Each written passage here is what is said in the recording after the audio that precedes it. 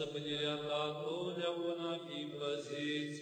Ți slavă să înălțăm, Tatăl. Te rugăm, lasă-mă, iartă-mă, ajută-mă, făm, dăm, treci și așa mai departe. Și începe a plânge. Și imediat mă și auzi în spatele lui. Mai încep, 1, 2, 3. Mai întreb, ce 2, 3? Aceasta este rugăciune cu lacrimi? Așa numesc ei nu știu că și prin rugăciune poți trăi în înșelare? De ce Sfinții Părinți arată clar anumite trepte și anumite reguli de rugăciune? Rugăciunea nu se face așa întraiurea. Că poți ajunge la înșelare chiar și prin rugăciune dacă nu o faci cum trebuiește.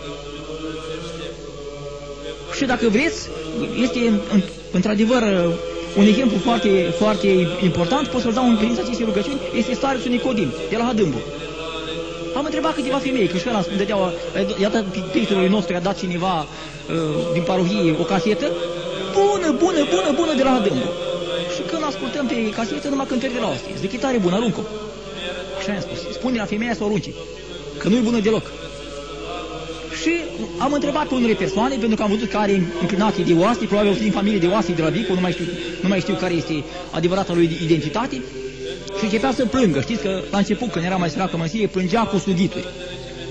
Și au mai fost femei, chiar și mama mea a fost și preoteasă, au fost la Hadâmbu și întrebam, că toți oamenii începeau să plângă. Și întrebam, dar de ce ai plâns? Păi că plângea părintele. Păi cum asta, frate dragă sau soră? Păi darul lacrimilor este un dar de la Dumnezeu. Și un om care dobândește acest dar al lacrimilor nu mai poate fi atent la ce se întâmplă în jurul lui. Este atât de concentrat la rugăciune încât nu mai vede ce se întâmplă în jurul tău. Păi tu dacă te uiți la cei din jurul tău, înseamnă că mintea ta este jos, nu este sus la Dumnezeu. Deci nu ai urcat o treaptă domnicească. Și tu plângi de mie la popii, că plânge el. Ai văzut de ce plângi tu? Așa și în adunare. Începe unul să plângă și tot să smiorcă ei acolo, în spate. Păi de ce plângi? Că auzi pe ăla că plânge? Păi nu plângi pentru că te-ai înfocat și te-ai urcat pe treaptă domnicească, ci te smiorcă-i pentru că auzi pe ăla că se smiorcă-i. De-aia, aia e smiorcă-ială, nu-i rugăciune. Ne fie iertare. Să-l povestească părimarul nostru de biserică când am mers la adunare, la ostaș, și a citit din psaltire. Au tăcut din gură, au ascultat, după ce a citit din psaltire, pe aia o femeie, din asta să citești tu acasă. Nu mai citești aici la adunare. Aici ne rugăm noi cum știm noi. Să ne fie iertare. Ce rugăciune este ce? Deci nu suferă învățătura și rânduielile bisericești. Și fac impresia că trăiesc ca primii creștini. Apoi le-am scris aici destul de clar că folosiți organe muzicale în biserică. Și am întrebat de ce folosiți organe muzicale în biserică. Și la Dornești și în alte părți, unde se fac adunări pe seară, când cântă cu orga, cu acordeonul, cum am zis și în biserică. Și începeam spune versetul ăla din Psalmul lui David, lăudați pe Dumnezeu în chitare și în chivale și sune bine răsunătoare și așa mai departe. Deci, băi frate dragă, dar tu ai citit comentariul la Psalm de Sfântul Vasile cel Mare? Tu ai citit Filocalia, volumul 2 a Sfântului Maxim Mărturisitorul, în care se face un comentariu la Sfântul Maxim la acest verset din Psalm? Vei vedea, ai văzut la ce se referă? Acel verset din Psalm nu se referă ad literam la organele acestea care treci la orgă și la chitară, ci la organele și domnicești. Deci noi trăim în Vechiul Testament după literă, ci trăim după Duh. Arată mie care dintre sfinți, în istoria bisericii, au folosit organe muzicale în biserică. Care? Și din contra, biserica arată clar și spune folosirea organelor muzicale în biserică este blasfemie. Așa se numește. Aba Pambo deplângea vremea când în biserică spunea să va cânta lumește. Dacă ne uităm bine în viețile Sfinților și în Patriarhul Egiptean, vom vedea că unii dintre părinți nu admiteau și care erau mai sporiți domnicește, nici măcar troparele astea care cântăm noi pe glasuri. Glasul 1, 2, 3 până la glasul 8. Deci nu le admiteau acestea.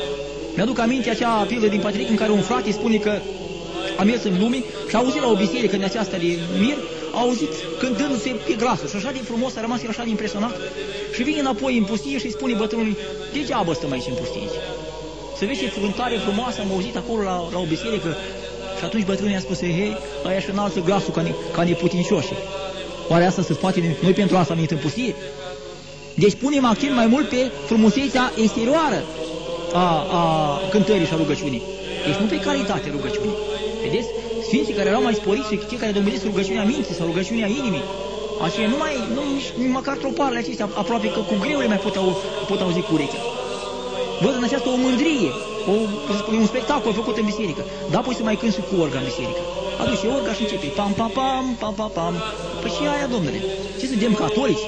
Ce suntem sectari? Noi ce suntem? De unde aceste practici în biserică scoase de către acești ostași ai Domnului? De unde le-au scos? Cine i-a învățat treaba aceasta? Care sunt părinții a cântat colga? A fost în timpul perioadei iconoclastii, când a fost acea prigoană împotriva bisericii, au încercat într-adevăr câțiva împărați și câțiva iconoclaști să introducă în biserică orga în vremea respectivă.